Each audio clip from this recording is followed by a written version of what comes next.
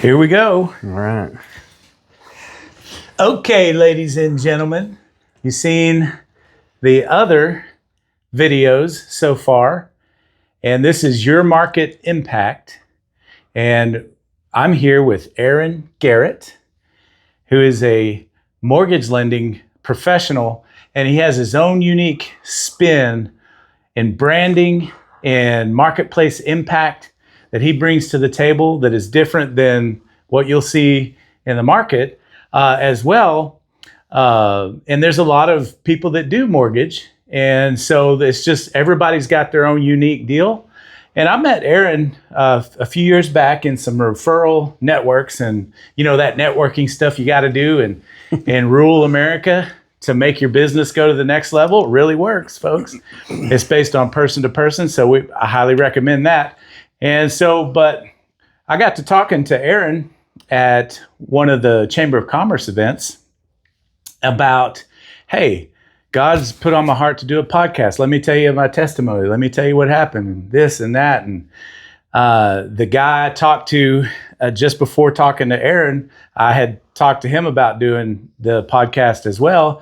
And he mentioned something about, shaking hands. And then, what is your impact in the market for Christ, right? What do you represent when it comes to truth and Christ in the marketplace? How do you go to market and that be your mindset? How can you be successful and be competitive too and still have that in your mindset of I'm going to do this in a way that brings glory to God? How do you do that? Who really knows the answer? I do know you can find the answer in the Bible, and lots of prayer, lots of searching, lots of seeking truth and getting clear on what it really says. And then also, but with respect to what we were talking about, he said, I put this on my hand and it says LGLP. And what is that? Love God, love people. I thought, wow. And the guy I just talked to said, if I had something that I ever thought about getting a tattoo, I would put a cross on my hand so when I shake hands with someone, they see that cross and what I'm about. And I thought, this is too weird. Okay, I just talked to a guy who's going to be on a podcast as well. He's scheduled. And then he's telling me this about his hand. And I go, this is like very interesting. One came before the other. I'm not sure the chronology. It's all been like one big day since this podcast has started. And so, I know Aaron has a history in technology and IT and different things like that. And I would like to start the conversation off with that. What got you inspired to go into technology? Oh, man. I mean, it probably goes a lot of lines why I've had this, but my granddad, he's kind of passed that down to me. And then my mom was also kind of nerdy, worked in some tech fields, and so but my granddad was the first ever, he was a pastor at a local church here, and everybody used typewriters, right? And he was the first person to have a computer.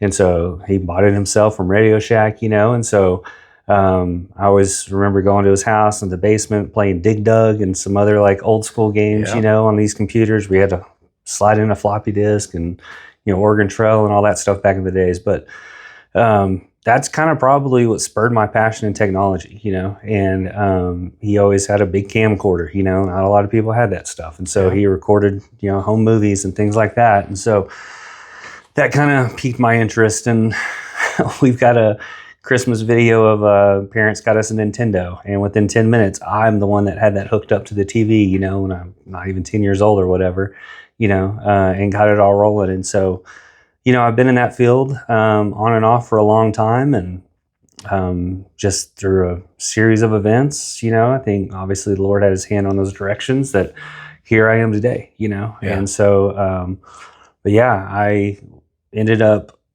doing a lot of like high-end home theater. I worked for a local church here, did kind of like was in their print shop. That turned into running like, just a ton of tech stuff and helping out with the IT department and doing all sorts of things, and then turned into doing the home theater, like high-end home theater stuff and networking those things together and just running wires and connecting all that. So, really geeking and nerding out, like I like to do. And then it just turned into like me to kind of get back to school and get my degree. I always had this like, no, whatever, desire for management information systems, MIS, business degree. Started it in 1999, didn't graduate until like 2013 or something, so 13, 14 years to get my degree, but it was a long process, had a young family and working full time and doing that. But as I went through that and got a job actually in IT, I realized I didn't like working on other people's stuff, and so but that did open up a door to lead me into working on the IT side, the back end of a mortgage company, right? Wow. And, worked with I took great pride in taking care of all the people there, just like I do now, right?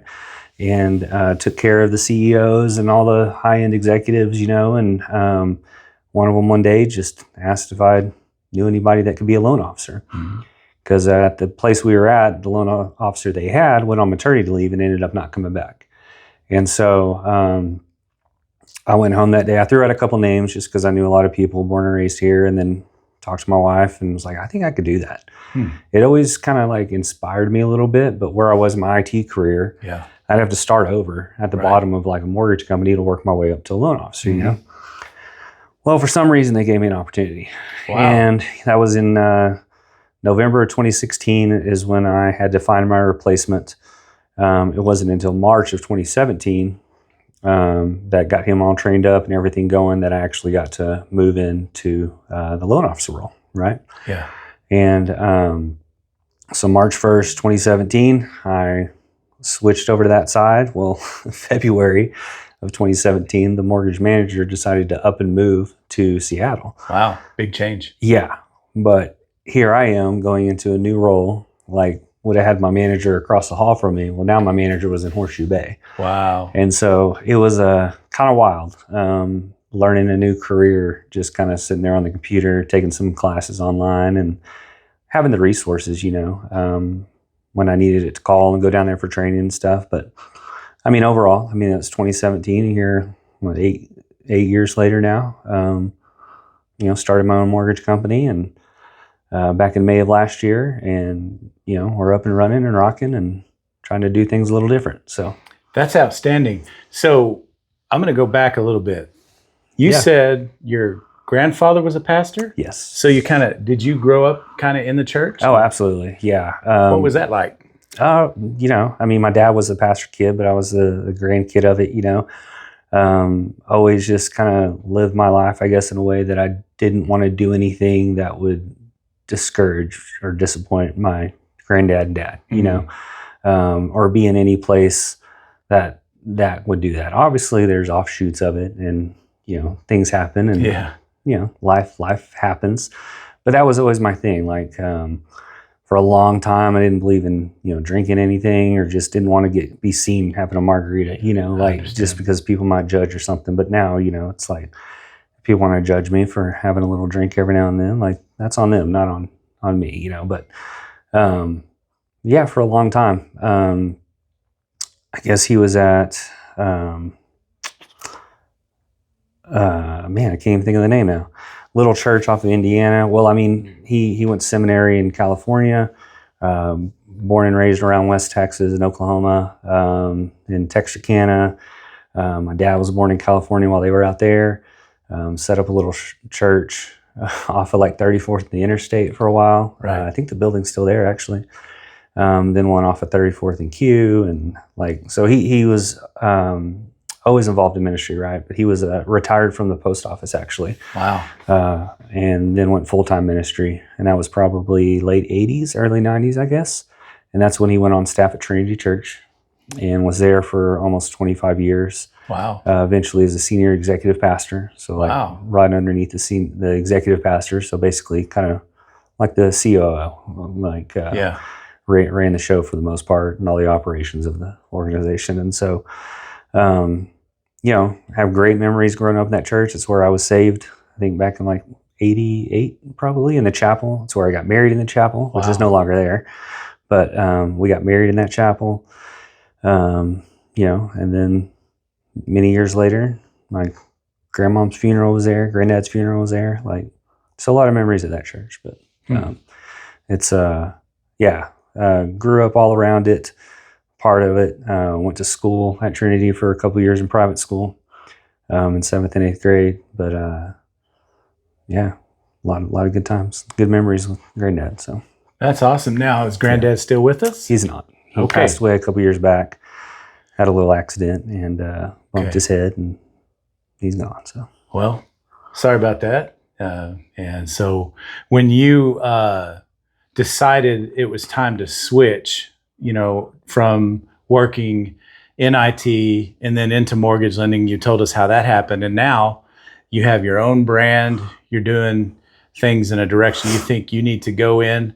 And so what was the biggest inspiration for this awesome looking brand? It's artwork. I mean, and it gets attention, and it says lend. Right. That's what people who want to go to that next level in their housing situation, they need that sometimes. Right. And so tell us about the inspiration for this really strong, powerful artwork here. Back when I got in the mortgage industry, obviously I have that tech background, so I was just looking around domains and see what was out there. And I bought lendlubbock.com. And so when I decided to start my own mortgage company, it kind of just made sense. Mm-hmm. I'd owned that for several years and could just build upon that brand. And it makes it easy when that's what you gotta do. You get a home, you need to lend, right? And so that was the inspiration behind it. Just something simple that people can remember. Lend Lubbock goes really good and smooth together. Mm-hmm. We've evolved into other markets, so there's kind of been a little bit of change with that. But that was kind of the inspiration behind it. And then being a car guy, I run an organization here in town, and my car's always at it. And so I was like, let's make something that pops. There's a gym up at Amarillo. They've got a really strong brand, and one of their cars is just this awesome wrap. It's not just a color change. I've done color change wraps and stuff. I was like, I just want something that will spur some crazy, like people. It catches people's eye, right? Right. And so my car is wrapped in this theme, know, and so that was kind of the thought behind it. Was went back and forth with my friend Patrick that owns Neckbreaker Vinyl Company.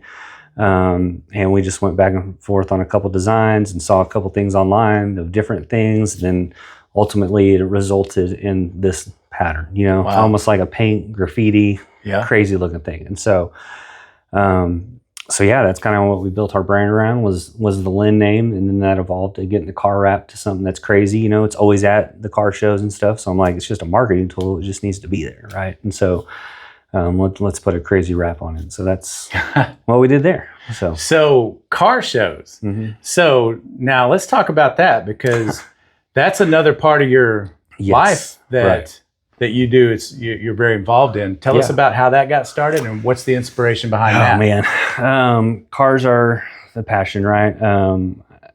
I call it an addiction. So it definitely is. So that came about just from my dad, really, and my granddad. They're both car guys in a sense. Nobody has the disease as much as I do, but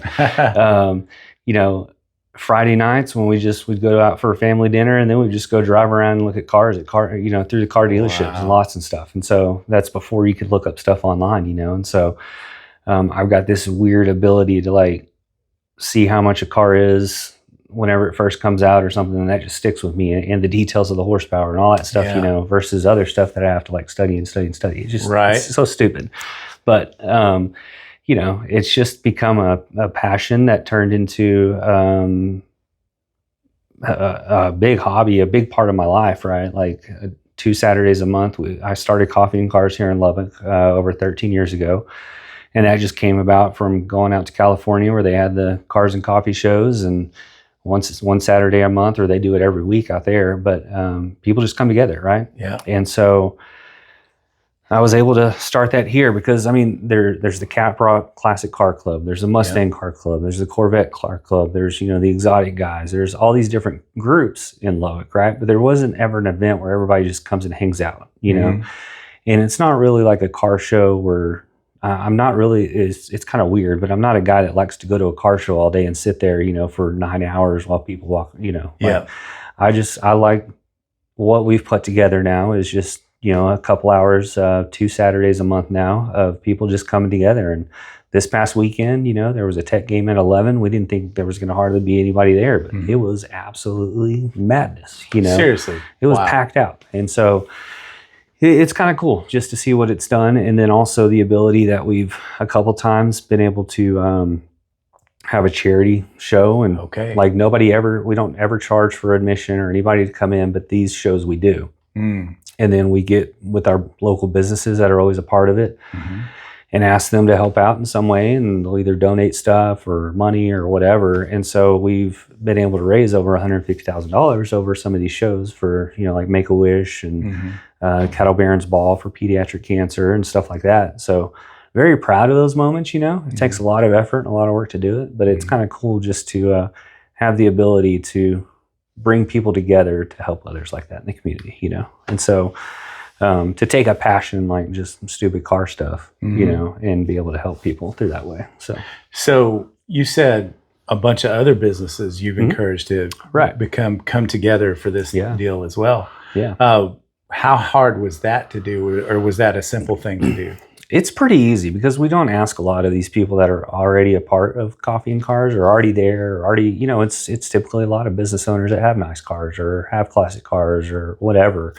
Or some guy works for a company that, you can just put a connection and we can go ask them, hey, anything you'd be able to donate or be able to help out a little bit. And it's just making the ask, right? And so the worst that they can say is no. But most of the time, they see the impact it has and the amount of people that will see their business. Like, it's a marketing opportunity in a sense for them, to be a part of it. And so a lot of times we have a lot of good partners that jump on board with, they're almost excited to. Oh, that's wonderful. So, yeah. That always helps. Right. And now this year, we've just had businesses reaching out that want to be a part of Coffee and Cars, and so we've had to put some stuff together that wasn't really in place previously to be able to, help run promotions and promote those businesses because they know all the eyeballs that see it, So switching gears a little bit, we've touched on a lot of successes and different things like that. What's the toughest time in your life, and what'd you do to solve the problem? Man, to be honest with you, it's probably the last year, the last couple of years. It's been a very trying time, I guess. We got kind of sideways a little bit on a flip house that we're still, recovering from, Gotcha. And so, but I wouldn't change that for anything, It was a very hard and tough lesson to learn and go through, but it's opened the door to opportunities that we have now, right? And so, just going through the processes that we did, I would not have started this back in May of last year, during a mortgage downturn in a sense, and when things are slow. But I'm happy I did it at that time because now that we are picking up a little bit, and especially as we go into the new year with projections that, stuff is going to pick up, it would be hard to start something like this. That's true. When it's crazy. That's true. And so now we've put all the systems and processes in place and we're ready. In a sense. When you say systems and processes, what does that mean to you and your business type? Man, communication is key in this industry. And so almost over communication is better. If I get a phone call, somebody asking me where we at on this, then I've failed. And so it's something I've always wanted to implement is, certain CRM and just touch points and all those things. But it's like, without starting my own company, could I do that, right? Because I always worked for somebody else and had to go by their place or get the 15 managers above us to sign off on it, before we did it. And so that's been huge. That was my number one thing when I started this. We started day one putting that all together. So now like throughout the loan process, there's over communication to every party involved via text message and email and phone calls, of making sure everything's on top of stuff, because that's obviously the Achilles heel almost in this industry is just not enough communication, where somebody could be needing to supply something to get the deal done. Right. And if, nobody knows about it or somebody didn't relay it to the right person, it could fall through the cracks. And now we're pushing closing. Now everybody's upset.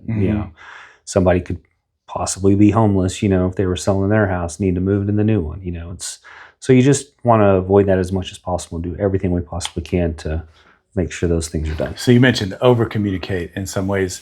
So how many people on average on the average deal are 365 degrees around the deal? Yeah, well, I mean, you know, you've got the buyers, which could be a husband and a wife, and like whoever else in their family that impacts. You know, you've got me, the loan officer, you've got my loan partner, and then our processor, and then the actual lender that we take the deal to. You know, you've got the underwriters and the closers and all the parties in that aspect, right? Well, then you start looking at the realtor. So then you got the buyer's agent, who then probably has a transaction coordinator, and then you got the listing agent, who probably has a transaction coordinator. And then you got inspectors and appraisers, and then the title company and all of their crew. So it's like talking to a football team. Yeah, and getting everybody to move in the same direction. We got to get this ball in the end zone over here. Yep. Okay. It's almost like you're replying all to like 15 people, even though it may not pertain to me, but you want to make sure everybody's aware of what's needed, you know? And so like when you're dealing with that many people in this industry, there's a lot of independent operators, 100%. literally, that are like really driven and really focused. Mm-hmm. And to get them all moving in the same direction, that's a challenge. So you got, you know, probably you start to build a relationship with key people, certain industries that start to take your services around and stuff like that. And they know how you move, you know how they move, and so it makes it easier to communicate and get things done because they know what's happening. So now you mentioned something, you starting it during a kind of a downturn and kind of a weird economic situation, and those relationships. Really, probably, I guess you're from the beginning of your mortgage career till now, when you're on your own, you probably started maybe building some of those relationships as well. So what is the role of relationships when it comes to marketing? Man, it's 100%, right? Mm-hmm. Like, without those relationships, your name's not going to be out there. You know, you can be, I mean, almost even posting on social media or, you know, see all the fancy stuff. But if you're not communicating that with people directly, I mean, I think it's kind of a mute point, you know, like having the one-on-one sit downs and the conversations like are high priority to being successful in this industry. Like, you just got to go out of your way and get uncomfortable. Okay. You know, that's the biggest thing. And it took me a couple years to understand that. Gotcha. Like, you can't just sit at your desk and wait for deals to come because they're not going to. There's so many lenders and online lenders and people that are in people's ear, or, you know, I mean, a big part is the realtor relationships that we have. I mean, most of the time the buyers are going to the realtor first to go see the house. Well, yeah, we can market to buyers a lot, but a lot of times the realtors are directing those conversations on who to go see to get financing, or who to go, you know, the appraiser or the inspector, or different things like that. And so, you know, that's what we spend a lot of time is just, you know, building those relationships with our realtor referral partners. Because that, again, like talking, you know, the more conversations you have lead to the more opportunities you have. And so if you're just sitting here at my desk watching TikToks, that's not going to work. It's not going to work. Yeah. And that's one of those things about working for yourself.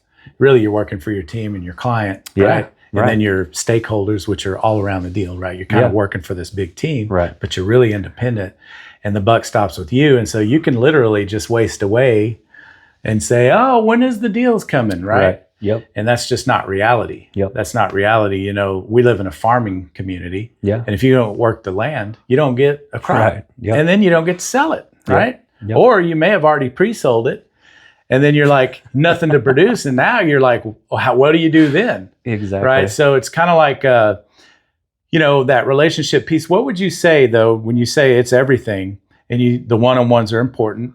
So what would you say is the glue, though, or the binding agent that makes those relationships stick? Man, just doing what you say you're going to do.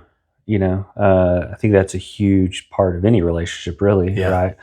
Like, we can oversell and tell about all the products and the systems and talk about our communication and stuff, but if we don't actually hold true to it when the opportunity comes to do it, then we've lost that opportunity for the next time, right?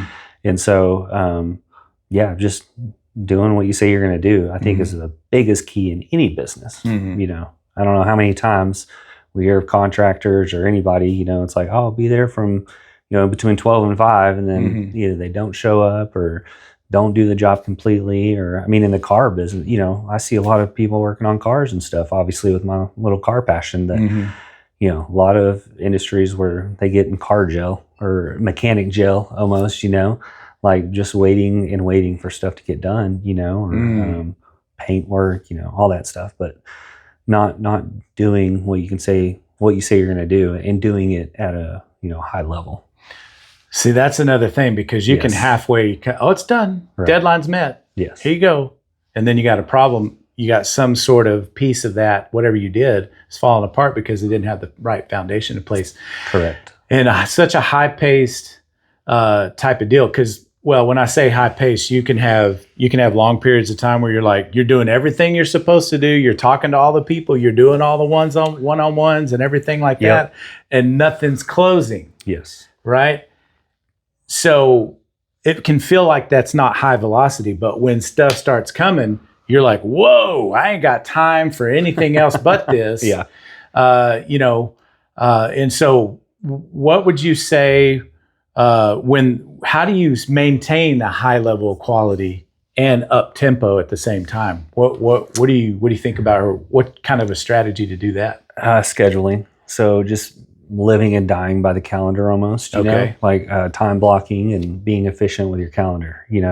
I try to have certain spots in my day that are dedicated to a certain task every day, whether that's be, pre-approvals or making phone calls or doing whatever, are those specific tasks to that certain time. And unless it's a drop dead emergency, like nothing interrupts that time. Right. And so, we've built out systems at times where, have specific time is like, this is the problem, 30 minutes, like if something comes up and you need my help on it, like this is when you can talk to me, or even the other loan officers that we have here. Like, we try to have a good work environment, but at times like it's hard when I'm engrossed in something and they come in, hey, can you help with this? Or, I mean, I'm just as bad with bothering other people, our processor or my partner, but it's like, we've got to stick to those times when it's like, here's when we can kind of work on stuff.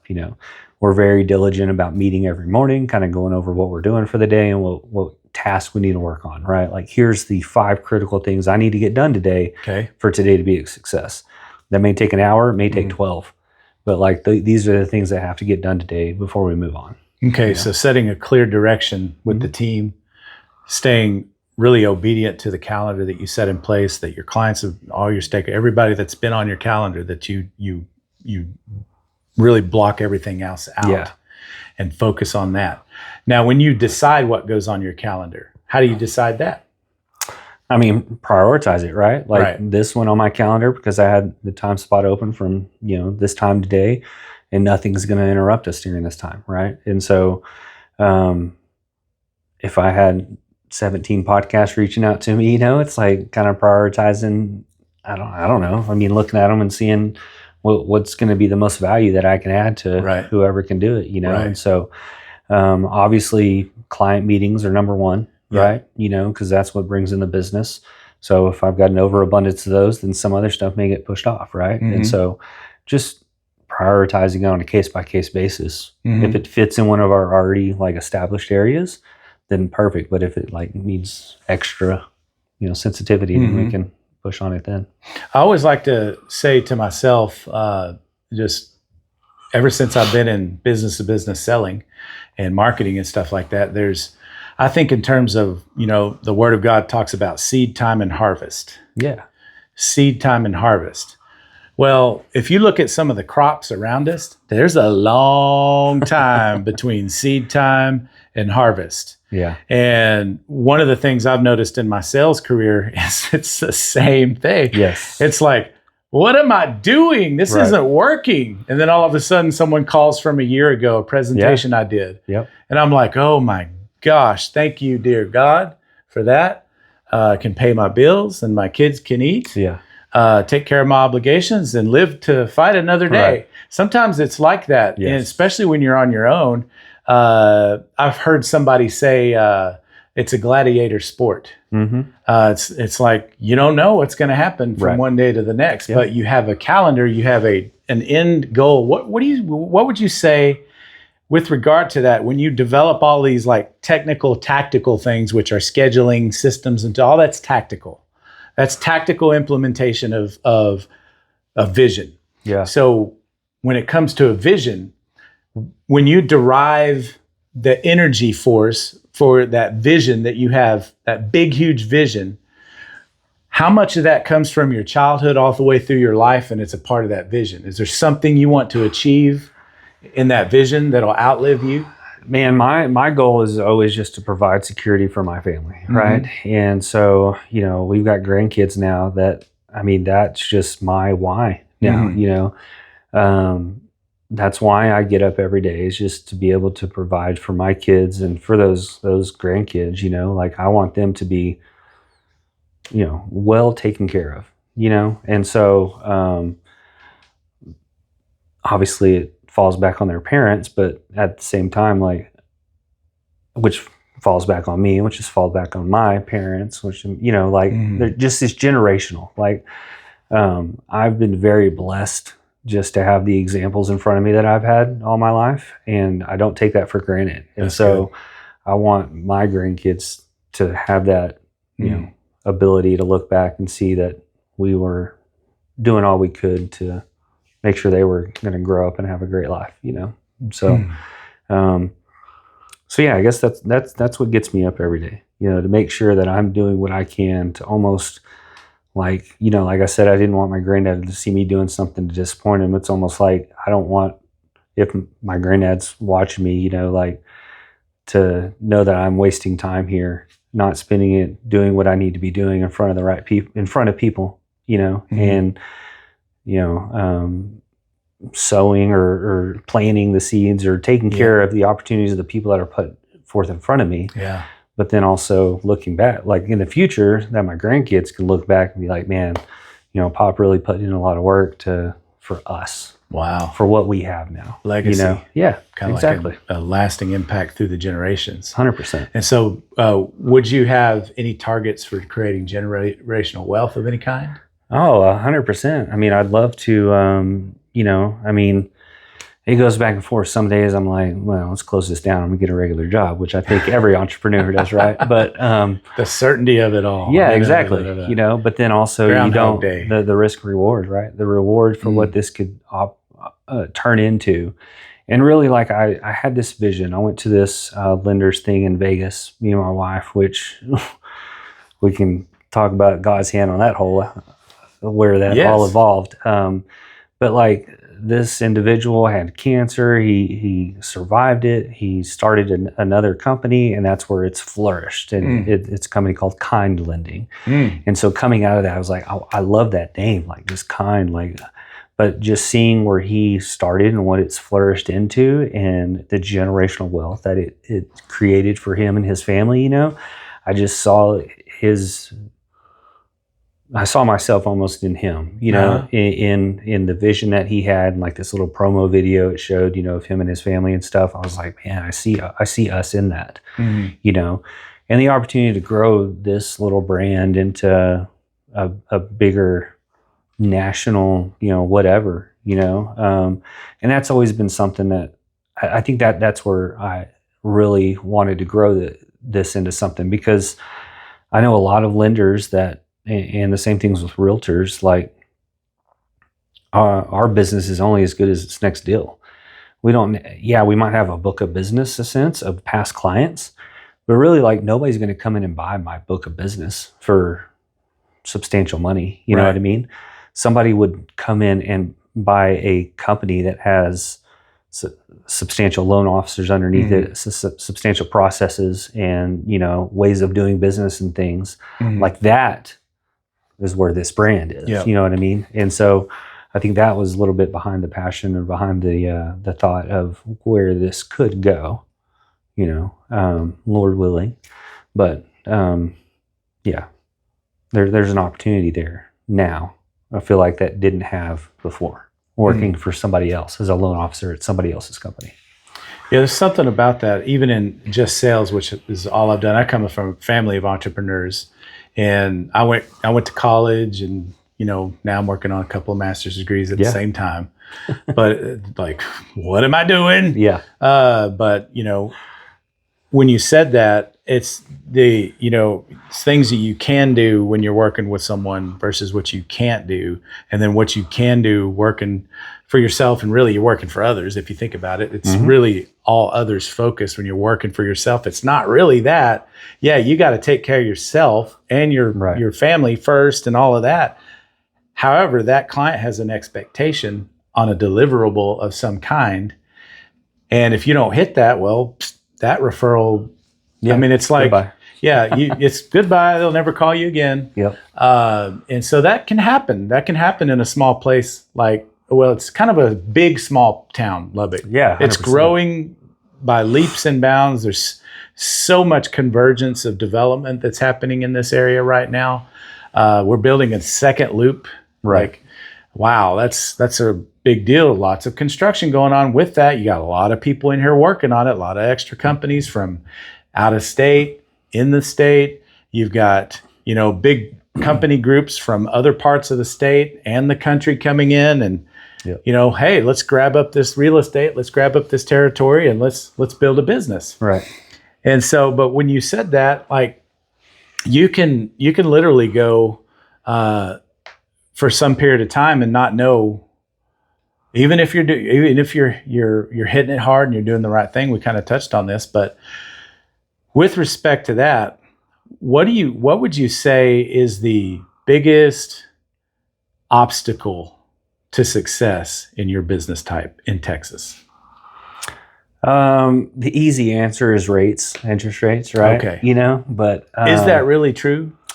I mean, I've always approached rates like gas prices. Okay. They are what they are, and if people need gas, they're going to go get it to go somewhere. If people need to buy a house, they're going to pay this. The interest rate is what it is, right? And that's kind of been the difference now versus 2020, 2021. Everybody was buying a house because they just wanted to, and because they just had a thought of maybe moving, and the opportunity was there to do it, right?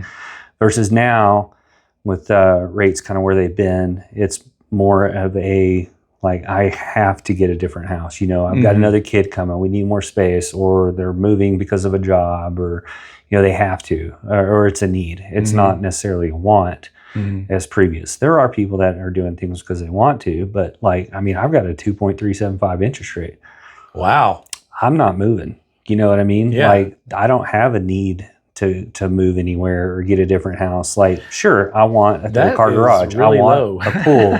Yeah, it's like free money now. Wow. But I bought in 2021 when rates where they were. You know what I mean? Yep. And so, but yeah, it's need versus want right now. And so that I think in our industry the objections and hurdles change as time goes on. But I think our biggest hurdle right now is obviously also education, right? And so a lot of people don't want to move because of interest rates, but actually that's a good point. If rates do go down, the house that was $400,000 is now going to be $450,000. Your payment might actually be more than what it was if you had just bought it at $400,000, with a 6.5 interest rate versus now it's, $450,000 or $500,000 at a 5.5 interest rate, And so educating people that take the opportunity to get into the house now, if it's doable, and hold out for the long term, because more than likely you'll be able to refi into a lower rate later on, so. Because things go like this in time. Yeah, 100%. Even though values kind of go up to the right there. But in Lubbock, we're in this market that consistently has appreciated, but it's not crazy 10, 20, 30% like you see in big metroplexes. Yeah. Because when that happens, you also have 10, 20, 30% the other way. So Lubbock is a market that doesn't have the booms, but we don't have the bust either. So it's just always a nice steady appreciation. Stability. Yes, exactly. So it's kind of a nice market. We're in this little I don't want to say bubble because that's a bubble could burst, but we're in this protective cocoon, I guess you could say, from the rest of the country, in a sense. It's pretty stable for the most part. That's very interesting. I always wonder why that is, because if also think in terms, you mentioned gas prices. So you can drive, to the border of any side of the panhandle in Texas, and automatically the gas prices go up. Yeah. And the further away you go, the higher they get. Right. Like, Or you go to Midland, Odessa, where they're pumping it out of the ground. it's right there and it's higher. Well, go to Houston, Right, where they're refining everything. And it's like, right here, how come it's more expensive? It makes no sense to me. No. And then you come here and it's like literally out of every place that I've driven in the US, it's this the lowest cost of fuel. Right. I thought, wow, this is really interesting. How does that happen? It's like very interesting. I don't know. That's a research project. Who knows? Somebody know. Somebody will figure it out. There's things that we don't know, how all that works. And there's people out there that may listen to this that know exactly what's going on. But I'll be glad to pay my cheap gas here. Yeah, so. Cheap gas is great because that keeps the wheels turning and everything like that. And everything else rides on that, right? If you think about that, all materials, all food deliveries, they're on fuel. Right. And so that is one of the biggest economic drivers of that end price, right? Now, in your case, you've got a fixed scenario that you have no control over that's coming from somebody else. Tell us a little bit about your understanding about that process, because I don't understand it. How do they come up with these numbers? Like with mortgage rates? Yeah. Rates? So, man, it's big, finicky, fun numbers, but they're loosely backed on mortgage-backed securities and also the 10-year treasury and just a whole slew of other factors. And so there's not like one specific thing that determines interest rates, right? And so, even the stock market, but even the Fed fund rate, people will see, the Fed fund, they're dropping the rate, mortgage rates are going to drop. No, they're not. Mm-hmm. They're not directly impacted by that, but a lot of factors are, right? And so, without getting super in the weeds, basically if you buy a house with a 5% interest rate, on a 30-year, there's thousands of other people that are buying a house with a 30-year. And so those are all packaged into one big bundle and sold on the exchange, right? And so that kind of dictates what rates are. And so because there's so many of that, your rate's going to be a little bit lower than somebody who wants a 20-year mortgage, right? Because there's not as many people that want a 20-year mortgage. And so that's one of the factors of interest rates, And so, there's so many aspects of it. And at the same time, like me and you could have the same credit score, want to buy the same house. But if I'm putting more money down than you are, and my debt to income ratio is higher and yours is lower, like that could all affect the rate, And so, or even the property address and location, And so, there's so many aspects and things that go into an interest rate, right? And so when you see a lot of people just advertising, hey, rates are at 6.0, it's like, well, we have certain specifications we have to put in fine print, right? But that's for this specific scenario. But generally it's a generalization of most people could qualify for that. So that's the short, long answer of interest rates. That helps kind of demystify the process that it's outside of the mortgage lender's control. So everybody's got to roll with it. It's like, so with that, we're going to take a short break. Okay. For many reasons. Okay. Mainly just to make sure that thing's still running. Sounds good. Right? We'll come right back. Ladies and gentlemen, it's still running. So awesome. Now, and we may even keep that in there just for the funsies. Who knows? Okay, so shifting gears a little bit. Artistic cars, and you've got body art too. Yeah, for sure. Tell us the inspiration behind the body art. Oh man, so that goes back to the grandparents, right? So my grandmother passed away from a debilitating disease that not many people, she got misdiagnosed first as Alzheimer's. Yeah. Turns out it was called progressive supranuclear palsy. So just a type of palsy that just eventually deteriorates her motion. Like she knew we were there, but got to a point where she couldn't even, feed herself or talk to us, Okay. And so her favorite flower was I can't think what flower it is. Oh my gosh. Whatever. Hibiscus. Good grief. That's hibiscus. Like, I talk about it all the time. There you go. Just had a little brain fart. But yeah, a hibiscus. And so that started up here on my shoulder.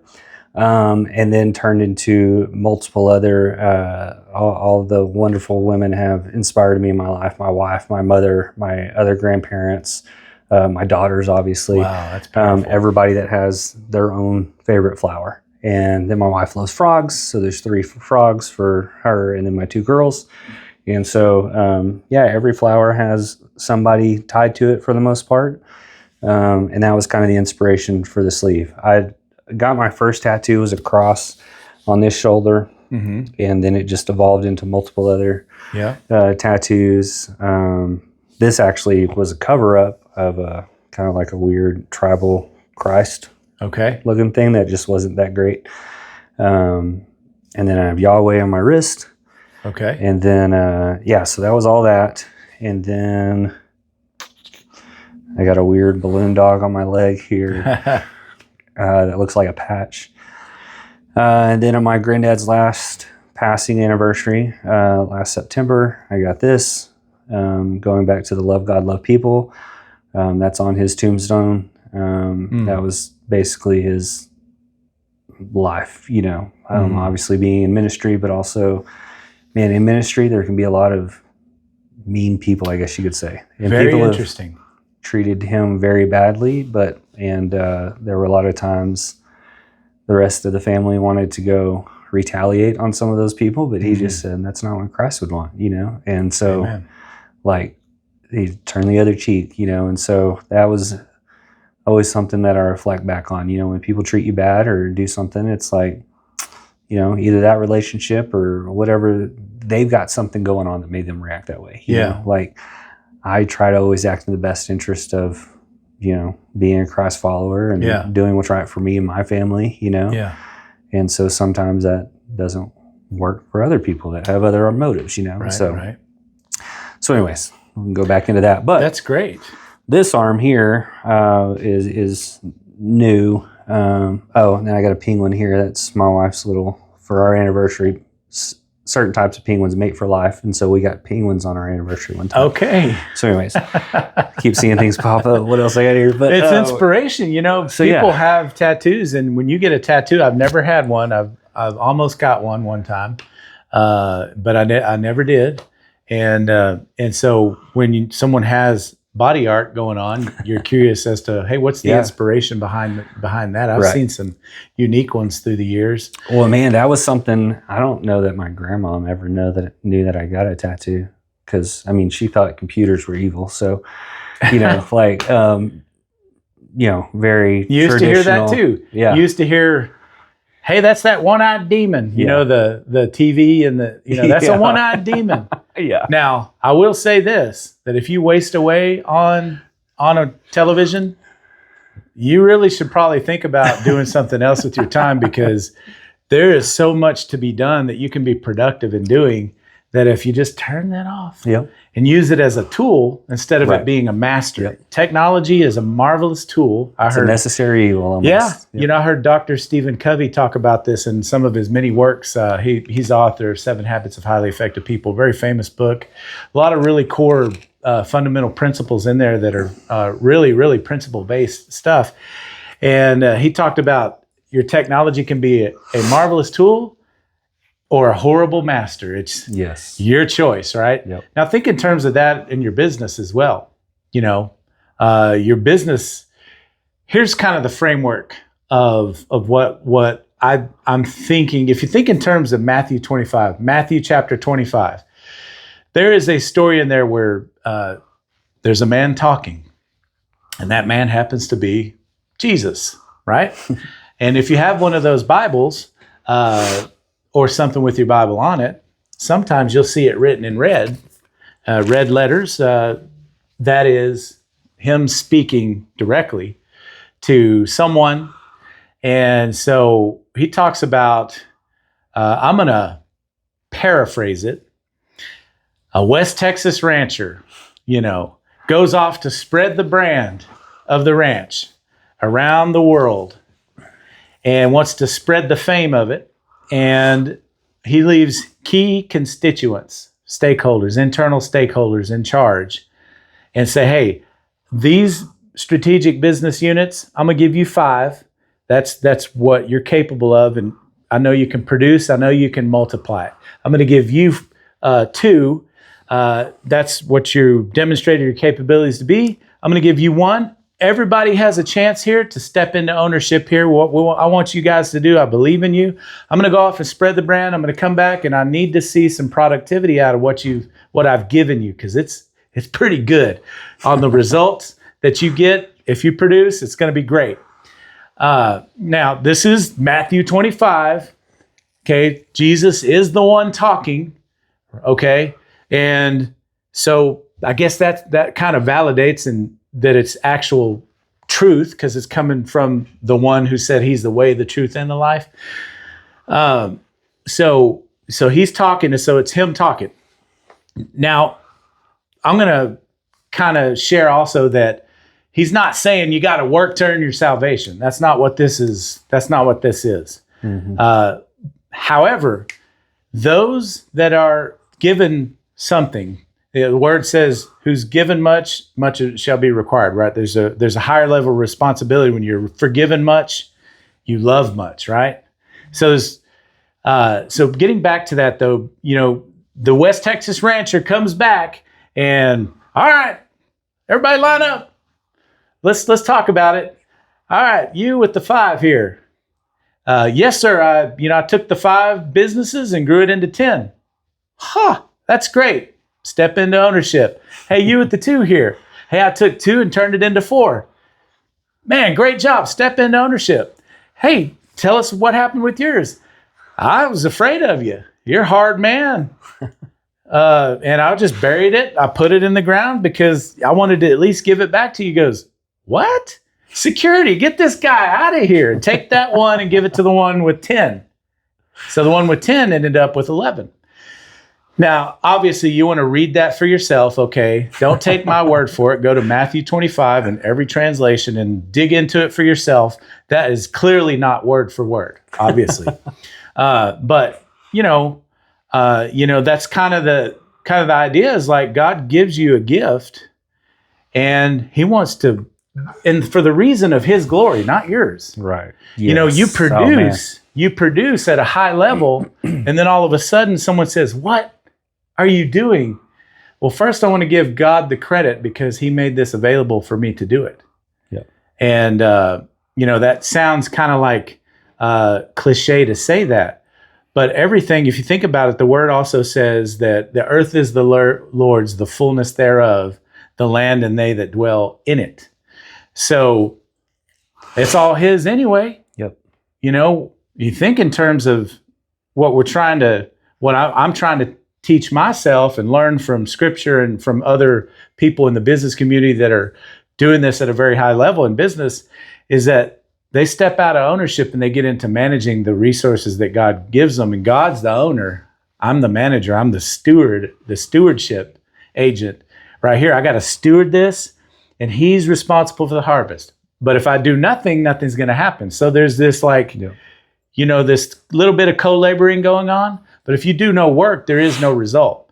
So I guess what we're kind of talking about here is be in the marketplace, produce, right? And be something that someone wants to follow, right? And so now, does that mean that I'm some great person to follow? I don't think so. I'm just like having a conversation with somebody I met in the marketplace and who's experienced some success in business. And then also now, what is the definition of success? You got to ask that question too. The definition of success could be different for every person listening to this.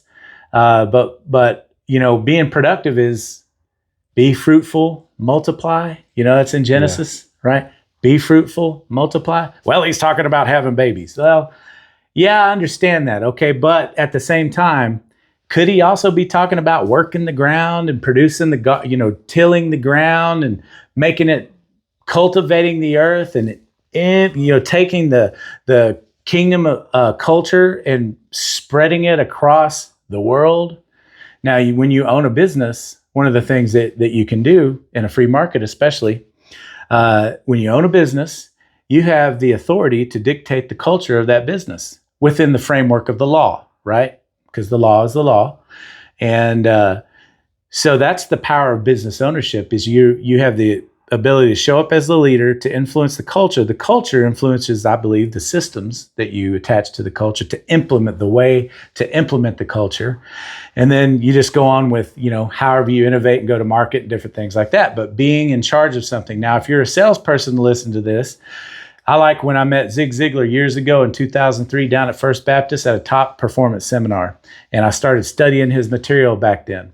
And, one of the things he talked about is, he goes, if you are the head person in your sales career, basically you're kind of like the business within a business, so to speak. And you're responsible for the results of that territory. And so it's kind of like running a business, but not all the way like it, because you're all of the, taxes and all that stuff. Well, we can kind of get in the weeds on this stuff, but your market impact, Garrett, what would you say is your market impact? Man, that whole thing you were just talking about really hits about where this kind of I guess started in a sense, right? I mean, I'd been in this industry for 5 years, was really getting kind of burned out, and was really kind of wanting to look at other opportunities just to get out of it, right? There's not a lot of loyalty with certain parts of that big group, that we were talking about. And so it makes hard when you're not treated the way that you feel like you treat others, right? And so that's a big part of who I am with relationships, right, and stuff. And so, last year, kind of February, I was thinking I wanted to do something else. I had an opportunity to go be a loan officer at a kind of like the business was coming to me, right? Yeah. I wouldn't happen to go out there and get burned in a sense from those relationships. And so that lasted 2 months when I realized what it was. But I wouldn't be where I am had I not gone through that, right? That's true. And so I kind of had this realization that, maybe I'm getting burned out, but maybe I'm doing this for the wrong reasons. Ooh. And so kind of really started thinking about stuff, and I get to be in front of a lot of people. Yes. Right. And so a lot of people could be hurting. They could be having a great day or whatever, but I need to, this is my ministry. Right. And so mortgage is my ministry in a sense, to be able to be in front of people and help people, obviously achieve the dream of home ownership, but also just be there to help them, guide them financially in the biggest decision they're probably going to make financially, but then also just to be there and to listen, and to not always know if somebody comes and sits on my couch here to have a conversation about mortgage, that it doesn't lead into some other conversation, right? Just like the conversation of why we're here right now, that we were just sitting, at that chamber event talking, right? And so that has a lot to do with why I got this, it was kind of just scribbled out in my notes one morning, LG, LP. And I was like, man, that's kind of made this realization you put on my heart is I've given you this field, this business to flourish or whatever, like you said, to harvest it and to actually be a good sower of what he's put in front of me. Yeah. I need to take this opportunity and just do things how I feel like he directs me how to do them. Right. And so that's a lot of the core foundation of this business of Lend, of just taking care of people at the end of the day, and being here for people to help them with situations, or just to be here to talk, because sometimes people come in here and just want to, word vomit, for lack of a better word, Understand. And, but just be here to listen and take that. And so, I think that's a big part of where this is. That's a great word into, picture, by the way. Word vomit.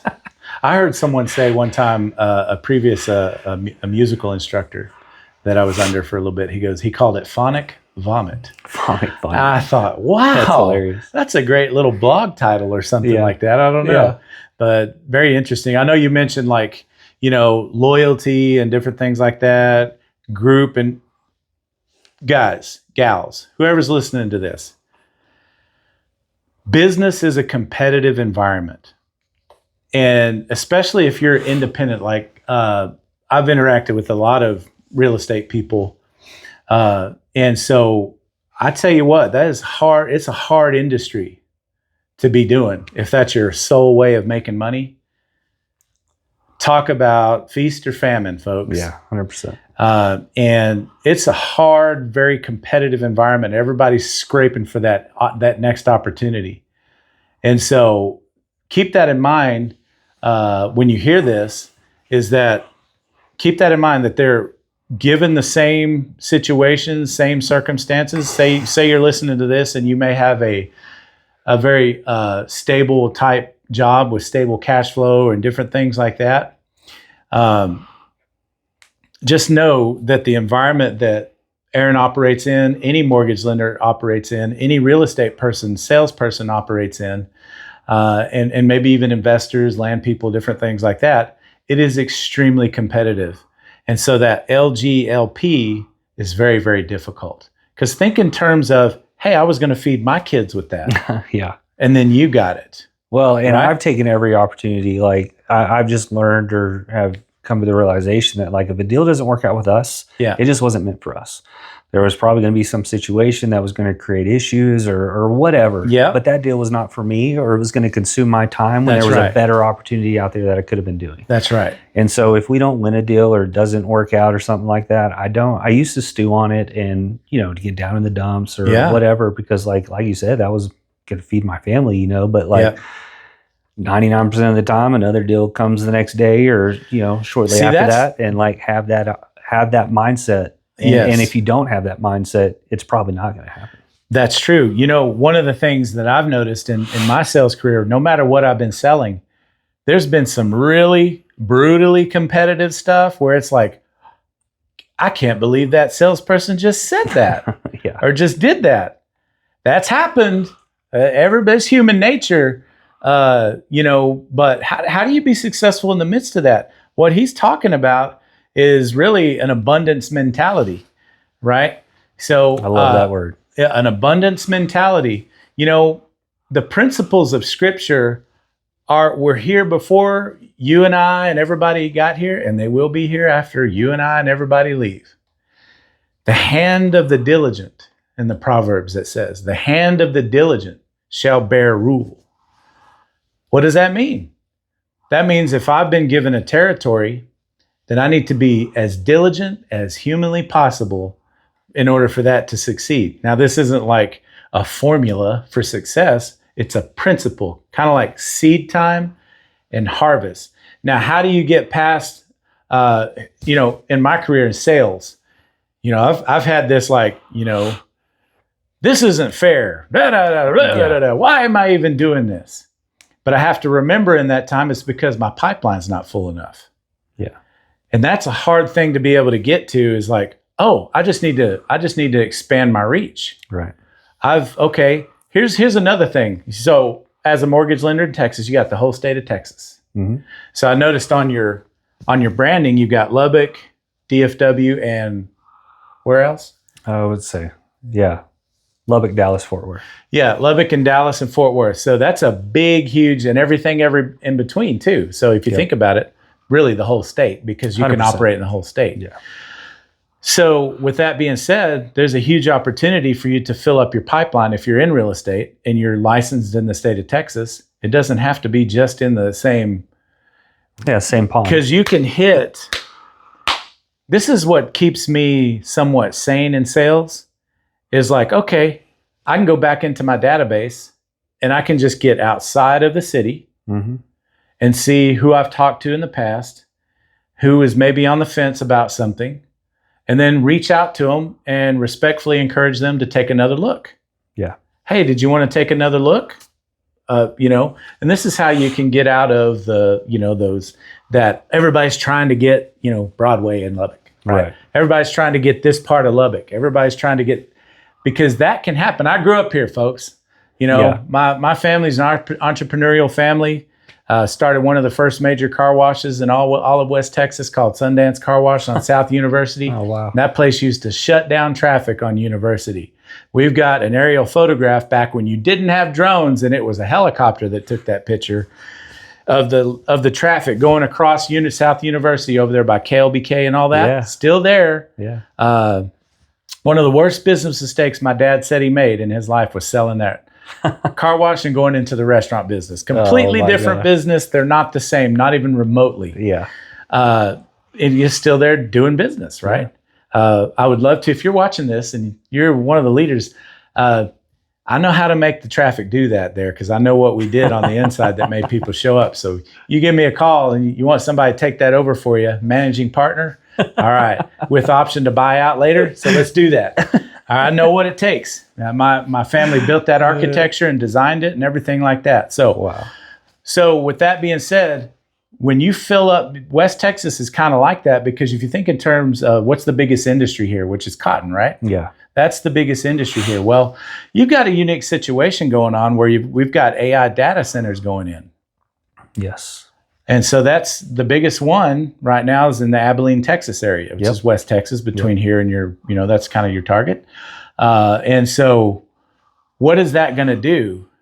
How's that going to disrupt things? Well, if you think about, I was talking to another gentleman who's really, really smart about this, about the economic impact of that. There's potential for disruption, right? Because it's such a lot of money, $500 billion. That's a lot of money, folks. How much is there in cotton, right? I don't know. I have to look that up. You experts out there, y'all look that up. How much? And then you think about Midland, Odessa, which is a part of this West Texas area. How much is in oil? That's a lot, man. It's the biggest traded commodity on earth, I believe. And then you have up in Amarillo, which is another kind of I've heard someone call it the AI corridor. Data center, data center, data center. Yeah. What's going on in Plainview, right? What's the industry? What are the biggest industries in that geography? Right. I have this thing where I think you could probably look, validate it with real data. I think, and it's somewhat common sense if you think about it, the largest industry in a geography dictates the pace of doing business in that geography. What happens when AI becomes the largest business in the geography? You better move quick. What happens? Well, now there's a lot of economic cofactors. I was talking to this really smart guy who's in IT, a friend, and he was saying, I don't think it's going to impact that much because there's only so many workers to run the AI. Sure. And so, which is probably accurate. It could be, but who knows, right? It's up. I'm just trying to figure out, a lot of money comes into an area. There's something that happens when a bigger economy comes in than the one that's already there. Yeah. So that's just kind of my ideas, something to think about in terms of real estate. Again, I'm no real estate expert, but I study business patterns, have been studying them for a long time. And you can kind of anticipate where something's going sometimes if you're watching leading indicators and different things like that. So we're kind of jumping all around here, but, really market impact, right? How can you position yourself to be to where you deliver a market impact? So when you are doing business and there's someone that needs help, there's someone that's going through a tough time, there's an injustice of some kind, there's an economic opportunity for someone that they don't see, and you're in position to show them that opportunity. Those are some of the things that you can think of in terms of making an impact that makes a difference in someone's life right now. Yeah. So if someone starts earning an extra $1,000 a month, that'll change most people's situation a little bit. It's like, wow, okay. Or you teach someone how to sell something, and they take their existing cash flow. If they have the opportunity to sell something within the enterprise, they can boost that revenue a little bit that they're bringing in. So from your perspective, how can you make a market impact that sticks and stays in maybe some of your clients, maybe some of your teammates, your organization, maybe some of the people you work with in your circles? What do you want to be remembered for? Like, what's your lasting impact for the kingdom of God after you leave? Man, if I can, have people remember me like we remember my granddad of love God, love people, like that would be phenomenal, right? And, just being a good steward of having people come in here and sit down. Like, we get a lot of first-time home buyers that all they're thinking about is that first house. And it's like, well, let's have a conversation of 5 years from now. This isn't going to be your forever home. I know right now you're happy and excited about it and think you're going to be there forever, but I can guarantee in 5 to 10 years, probably a lot sooner than that, you're going to be ready to move, because that's just what, statistics say, right? Yeah. And so, setting them up to think about that, just have it in the back of their mind of like, let's take this house and turn it into a rental to go buy the next one, and 99% of anybody with wealth is leveraged in real estate, right? Or has real estate. And so making sure the people to use the tool of real estate as a wealth building tool, and to be able to help people understand that, to move into that, and to just use the opportunities there are to get into a house for little money out of pocket, and do it again in a year or two, do it again. And then in 10 to 15 years, you've got 10 properties that are paying for themselves, and plus, paying you a little bit, an extra $1,000 a month, to be able to just have a long-term impact on people's finances and long-term wealth building, So do you think, in terms of that, do you think anybody can get into real estate investing? Oh, 100%. I mean, it's, we've got people that have bought a house and have got their earnest money back at closing, Wow. And so when you think that you're paying $1,500 or more for rent on a house, like, you're paying a mortgage, it just may not be your own. That's right. And so to just have that mindset to kind of make sure your credit's in order, have a good, solid job, and have a little money saved up, and to get into a home. And like I said, Lubbock appreciates, like, you're going to have a house that in 10 years is going to be worth, $25,000, $40,000, $50,000, $60,000 more than what you bought it for, or more, that you can take that money then and leverage it for another property, or it just, anybody can do that. There's no reason that people can't. I always say, it's probably kind of a bylaw almost in our organization here, in a sense, that it's never no, it's just not right now. But let's build a game plan to get you into a house. Okay. That's either 3 months, 6 months, 2 years from now. Yep. To build the plan to get you into that home. You're here talking to me because you obviously have a desire to own a house, right? And so let's figure out how we make that happen. And it may not be today. So it's a no today, but it's not a no forever. Like, let's figure out what we got to do to get you there. Yeah. So that's one thing we take pride in, is just educating and helping people get to that end point. That's great. Well, we've kind of, for the sake of people that may be listening to this is a little bit longer than the other ones that have been uploaded. But have anything you want to say to anybody that might be watching this that's in business land out there, or wants to start a business? Yeah, I mean, we didn't really get into like God's direction on how Let's we got do to where that. I'm at. So, I mean, Let's I just do want that. to talk to that real quick, or not real quick, but I said I was getting burned out and trying to figure out my direction and stuff. And I feel like God put me in this place to have this company, right? And so, we have it over, like, I'm under a broker, and so I went under just like the biggest one. It is the number one mortgage broker, but they were not what I thought I was getting into, right? They promised that they'd have solutions and all this stuff and could help out with things and the resources that are out there, but it's like, I just want that one-to-one relationship where I can call somebody, right, for help. So one of the lenders out there had this like one-day special event in Vegas. Like, I just felt like we should go. So me and my wife went to it, got this vision of what I want this to be.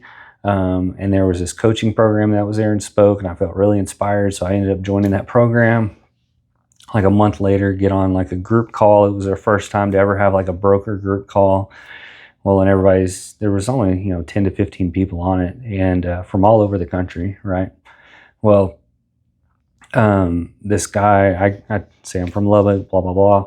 This guy messages like, hey, Aaron, I'm actually in Frisco, but I was born in La Mesa, still got family over there, ties to tech, whatever. And so I was like, oh, cool. Here's my number. Reach out if you ever need anything. So I text him.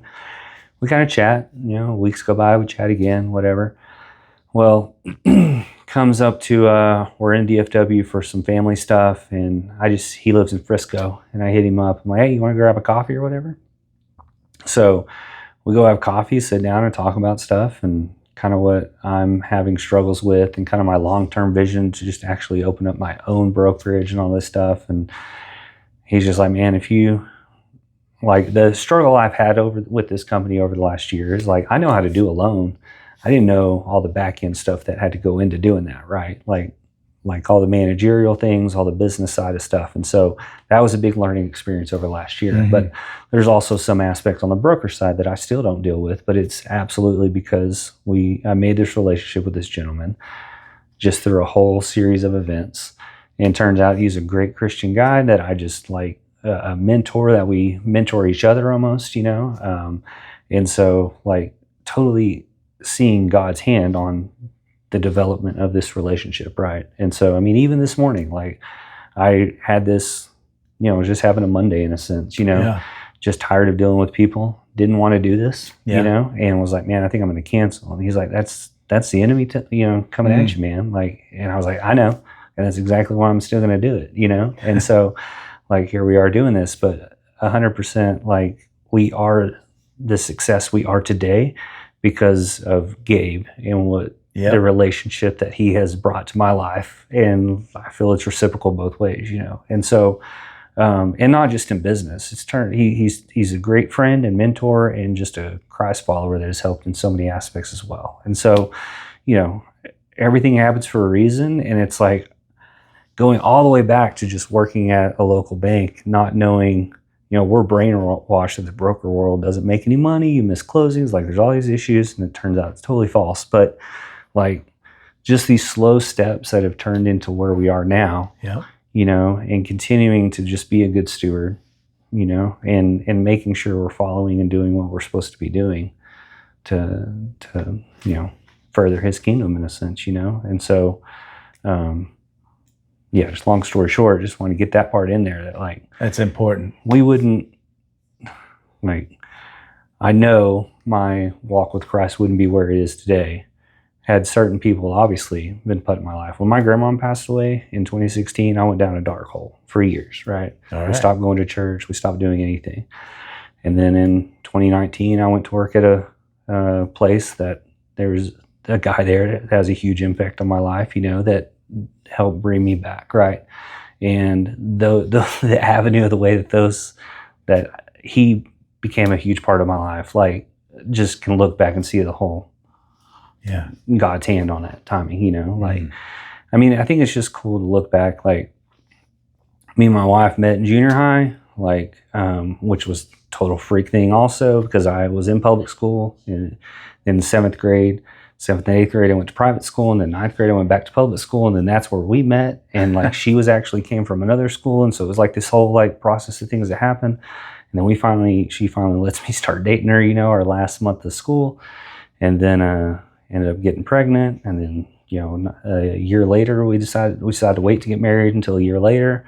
And then 3 years after that, we have another daughter, and March will be 25 years that we've been married. And so like, to see where I was in my life, to get married that young and stuff, you grow up quick, right? Maturity, and then see where her background and her family and her life, and then we can look back and see that God had his hand in our life and has always had his hand on our lives. Like, even during the dark times when I kind of 100% turned my back, and still, struggle with that at times, why did, my grandmom and my granddad both having passed away from a long battle with a rare disease after being such a strong Christ follower. And, like those are still questions that are hard to cope with. Right. Yep. But like, you just know that God's will is the ultimate answer in everything. Right. And that we just have to have faith and trust in that, Amen. And so, just carry on every day and do what I would think would make them happy, because the legacy that they built and the example that they had for me and my parents and, you know, all of our family. Like, that's what I want to have when my kids are grown and don't have any clue who they are, you know. But, you know, my granddad got to meet my granddaughter like a week before he passed away. So, I mean, that was a blessing. And it was like a couple months ago, she was asking about granddad. Like, nobody else is called granddad, you know? Like, that's crazy, that's right? crazy. So, but to know that he got to anoint her and bless her, and she's just like, I can be having the worst day, right? And until you have grandkids, people that have grandkids know this. Like, I'll go home and she's at the house and just the joy that she gets from seeing me is like the joy that I should attack every day, right? Amen. For just being here, right? And so, like, that's when I say they're my reason, but they're also the reason that I need to live my life through their eyes, you know, to just the opportunity that we have, right? Like, you know, I was having a day the other day and come to find out a close family members got some bad news about cancer stuff. And it's like, there's so many people that would trade our lives, and our worst day would be the best day that they've ever had. That's true. You know what I mean? And so we've got to be grateful and live every day with that, you know? Amen. And so that's what I try to instill in people. And of course we all have our days, but like, to come in here and to stay positive and be positive and encouraging, and like, it's a hard industry to do that in, but you know, if you can be a light to others, then I mean, I guess that's a win, right? Amen. So that's a wonderful story. I'm glad you included that, because that's really why we exist. Sure. Is for that, you know, we talk about making an impact in the market, but it means nothing if you don't make that impact with those that come after you and your family. Yeah. There's a scripture that talks about you can gain the whole world and lose your soul. Yeah. That's not good. That's not good, man. And you know, you can have security in the fact that your soul is good to go, but you can make a lot of stupid decisions between here and there and still wreck everything. Yeah. And heard someone say, take a tail kick in between here and there. Yeah. Like, that's very important. I'm glad you shared that, to have that your grandchild come and use the same words. Yeah. That were used. Right. And that's really exciting. And that's a lasting legacy, and that's really important. What else would you like to add for people to